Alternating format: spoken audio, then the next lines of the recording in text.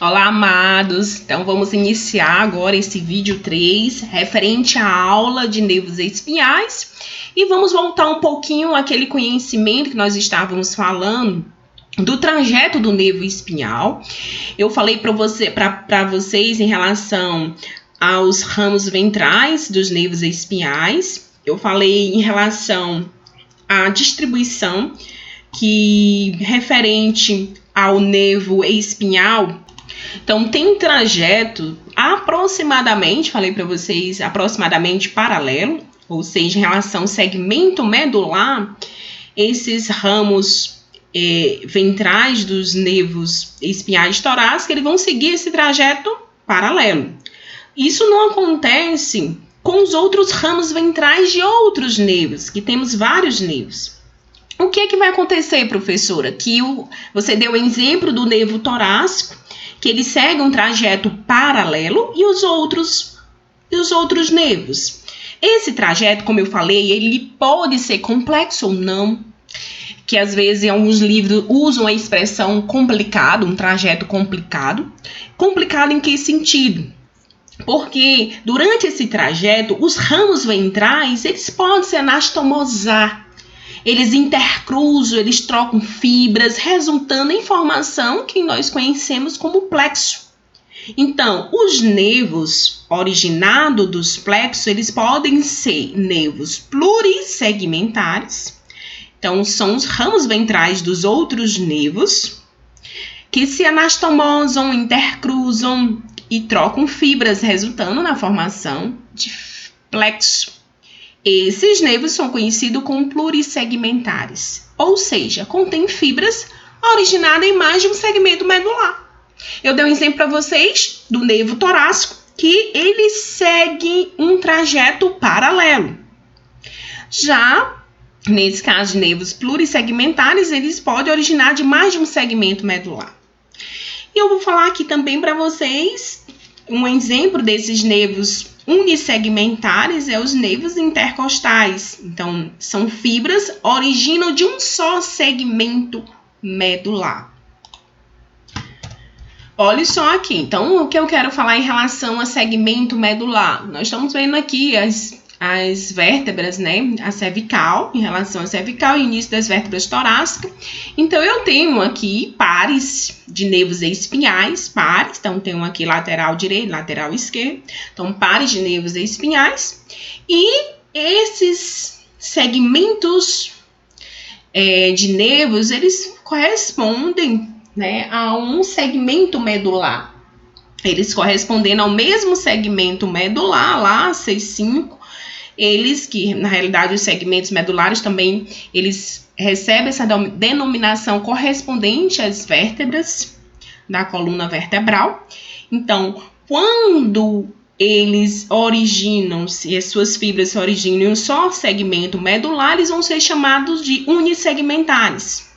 Já quando nós vamos observar que esses nervos são originados dos plexos, eles são conhecidos como plurissegmentares. Olha só, a composição aqui radicular. Estamos vendo aqui os nervos plurissegmentares. Plurissegmentar, um exemplo é o nervo mediano. Olha só aqui o trajeto do nervo mediano. Aqui também tem um nervo ulnar, mas eu quero que vocês foquem aqui no nervo mediano. E o nervo unissegmentar, um exemplo, é o nervo intercostal, certo? Então, a gente observa aqui o trajeto do nervo intercostal. Olha só, geralmente os nervos alcançam o seu destino pelo caminho mais curto.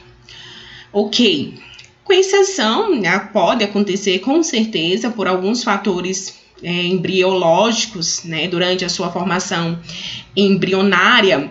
Um exemplo é o nervo laríngeo, né, é conhecido como nervo laríngeo recorrente. Ele contorna a artéria subclávia à direita, a aorta, né, o arco aórtico à esquerda, antes de atingir seu destino no músculo laríngeo.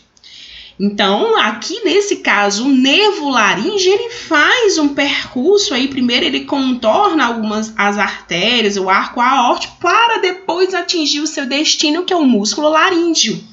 Então, já esse trajeto, ele deixa de ser curto. Ele passa a ser um trajeto mais complexo, mais delicado, o seu trajeto até atingir o seu destino.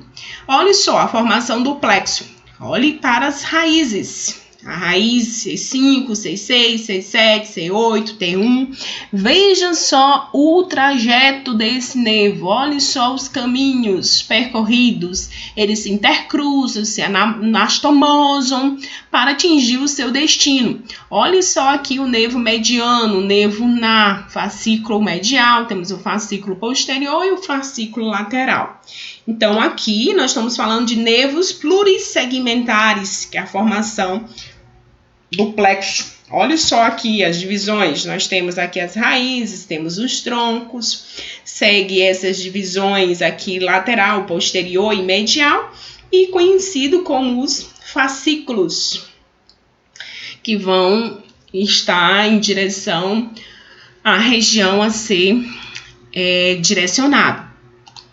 Olha só, também o trajeto ele pode ser superficial também e pode ser profundo. Geralmente o trajeto superficial, eles são predominantemente, que nós conhecemos como sensitivo, e o profundo predominantemente motor. Lembrando que o nervo ele não é puramente motor. Por quê, professora? Pois apresenta sempre fibras aferentes que veiculam impulsos originados nos fusos neuromusculares. E esses nervos cutâneos também, eles não são puramente sensitivos, porque eles vão apresentar fibras eferentes viscerais, né, que vão para a questão das glândulas sudoríparas, as vísceras, e também ele segue algum trajeto, os músculos eretores do pelo e os vasos superficiais. Olha só aqui, o território cutâneo de inervação radicular, conhecido como dermátomo. Então, olha só cada região, né, dos nervos que eles têm a sua relação com os segmentos do corpo, a região torácica, os membros inferiores, os membros superiores, a região da cabeça aqui, a região da cabeça, a região do pescoço. Então, estamos já finalizando, que é um dermato, é um território cutâneo inervado por uma única raiz dorsal. Então, o nome do dermato, ele recebe o nome da raiz que o inerva. Então, por exemplo, C3. Então, a raiz que inerva o dermátomo, que é o território cutâneo, é conhecido como C3. Então, aqui, ó, a região inervada por C3. Olha só, C2, a região inervada por C3. Então, ele vai receber o nome da raiz que eu inervo. Então, recebe o nome da raiz que eu inervo. Olha só, C4. Então, tá inervando essa região cutânea em relação a C4. Aí, vamos conhecer aqui C5. C4, toda essa região, e pega um pouquinho da região posterior. Vamos ver aqui a região C5, a região C6, C5.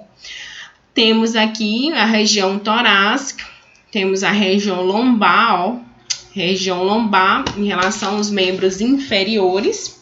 Lembrando para vocês que nesse momento é importante vocês terem em mente a relação dos dermatos, da sua inervação cutânea. Por quê? Na fisioterapia, vocês precisam conter esse conhecimento da região cutânea inervada. Porque os músculos, no momento que há uma lesão, é importante se conhecer essa topografia. A relação entre as raízes ventrais, as raízes dorsais e seu território de inervação, tanto motora como inervação sensitiva. E eu deixo essa imagem para que vocês visualizem, tenham um pouco de conhecimento em relação a essa inervação de cada região, os músculos inervados com as suas raízes e com a região cutânea que está sendo direcionada para cada raiz nervosa. Então, estou encerrando agora, nesse momento, a aula de nervos espinhais. Então, um abraço no coração de vocês.